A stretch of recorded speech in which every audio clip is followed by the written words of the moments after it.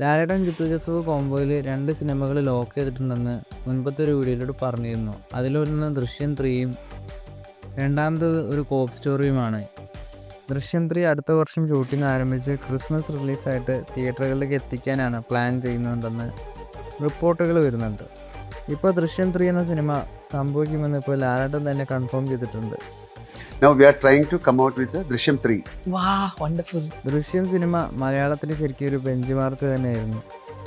ദൃശ്യം 2 സിനിമ തിയേറ്ററുകളിൽ ഇറങ്ങിയിരുന്നെങ്കിൽ മലയാളത്തിൽ നിന്നും 100 കോടി 200 കോടി ചിത്രം ഈ ഒരു ഫ്രാഞ്ചൈസിയിൽ നിന്നും ഉണ്ടാകുമായിരുന്നു.